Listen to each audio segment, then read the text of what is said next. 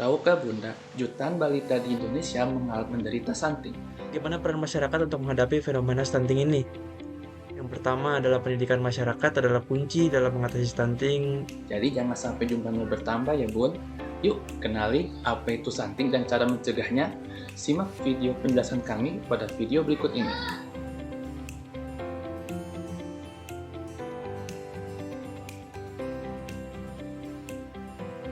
Hai dan selamat datang di channel ITN Management dengan saya sendiri Danan Gandhardi dengan NMP 15/2021-008 dengan rekan saya.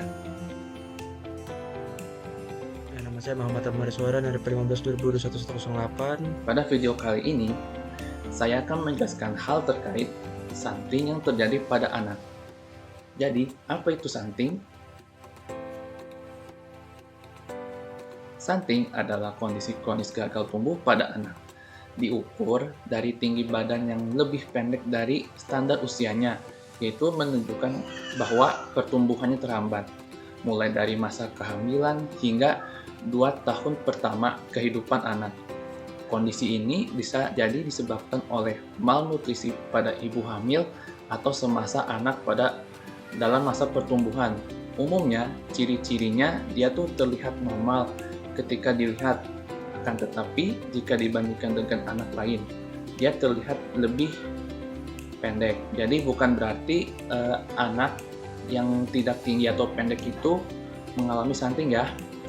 Mungkin karena faktor keturunan dari orang tuanya, anak bisa dikatakan mengalami stunting jika menurut petugas kesehatan, yaitu dilihat dari kurva pertumbuhannya, yaitu di bawah standar kurva WHO.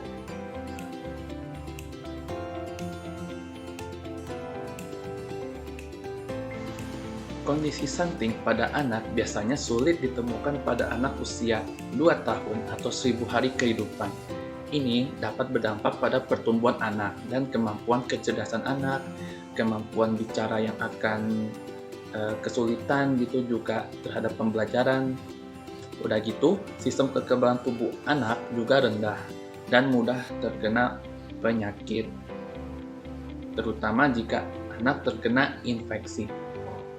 Penyebab stunting lainnya juga yaitu kekurangan gizi, infeksi berulang, dan lingkungan yang tidak sehat termasuk faktor utama yang dapat menyebabkan stunting pada anak. Jadi, dengan kita menjaga lingkungan, keluarga pun menjadi nyaman terhadap lingkungan yang bersih. Masa 1000 hari pertama kehidupan, mulai dari kehamilan hingga usia 2 tahun, itu dianggap sebagai periode kritis yang mempengaruhi pertumbuhan anak. Untuk dampak jangka pendek itu udah saya jelaskan di awal tadi. Sedangkan untuk dampak jangka panjang itu peningkatan resiko penyakit kronis di masa dewasa.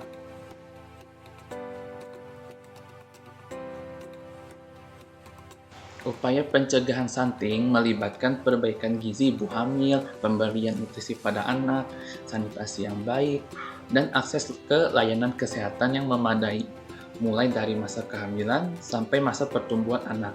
Nah, apa sajakah itu?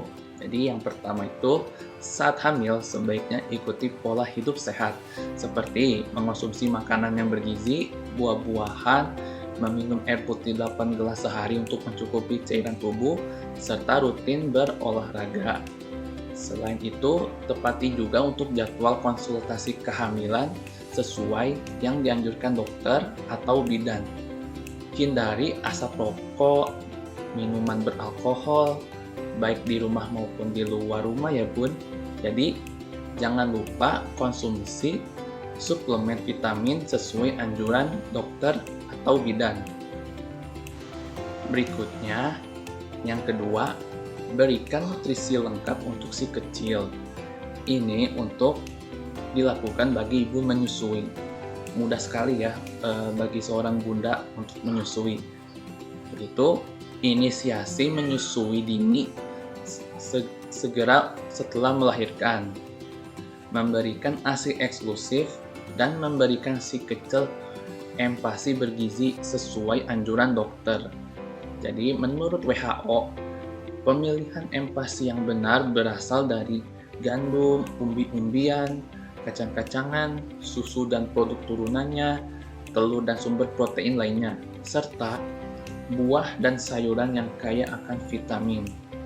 Berikut, yang ketiga adalah ajak anak Anda ke posyandu secara rutin atau puskesmas terdekat dengan tujuan agar kenaikan berat badan dan tinggi badan bisa dipantau dan dapat dibandingkan dengan kurva pertumbuhan WHO. Nih, saya punya tips bagi bunda-bunda di luar sana. Kalau bisa, bayi di bawah 1 tahun, periksakanlah setiap bulan.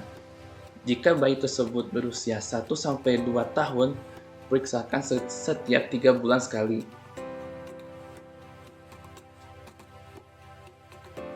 Baik di dalam lingkungan maupun di luar lingkungannya.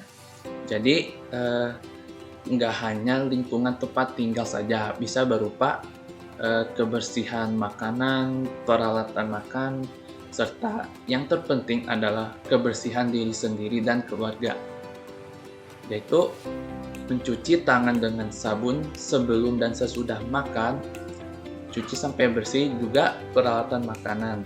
Pastikan air minum untuk dikonsumsi terjaga kebersihannya dan steril.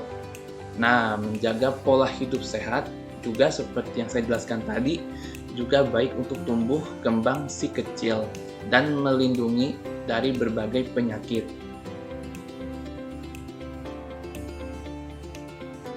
Yang terakhir, yang kelima adalah mengajak si kecil untuk imunisasi sesuai jadwal agar perlindungannya semakin lengkap.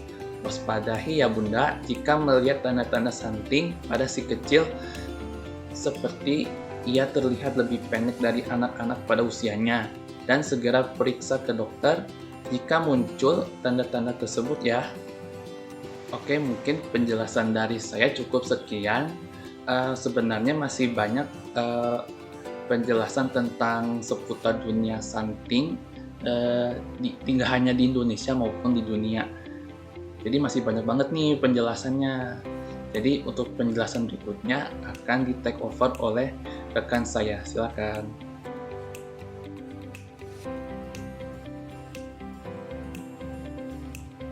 Jadi untuk mencegah stunting ada satu periode yang bernamakan periode window of opportunity, yaitu saat anak dalam window of opportunity selama 1000 hari pertama dalam kehidupan.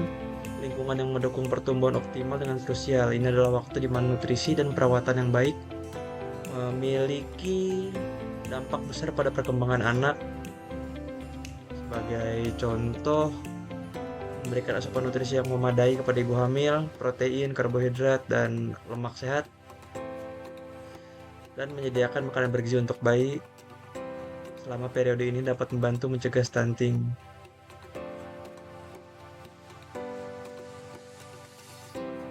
Lalu peran masyarakat. Apa sih peran masyarakat untuk menghadapi fenomena stunting ini?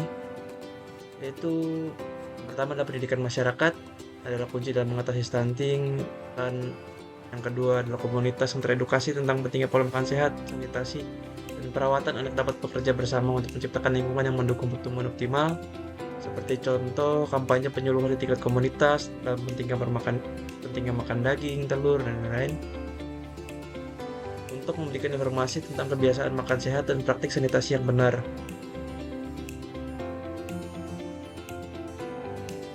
Lalu bagaimana untuk indikator pengukuran stunting? Pengukuran stunting menggunakan indeks tinggi badan untuk usia, yaitu tinggi badan dibagi dengan usia sebagai standar. Ini membantu dalam menilai pertumbuhan anak dan mendeteksi potensi stunting.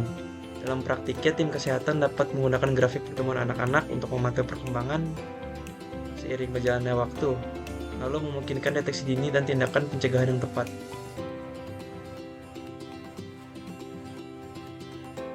Stunting telah diakui sebagai masalah global dan upaya melibatkan berbagai pihak, terutama di Indonesia. Salah satu contohnya adalah Inisiatif Tujuan Pembangunan Berkelanjutan atau SDG yang memiliki target untuk mengurangi angka stunting. Ini menunjukkan komitmen bersama untuk mengatasi masalah ini secara holistik melalui kolaborasi antar negara dan organisasi internasional.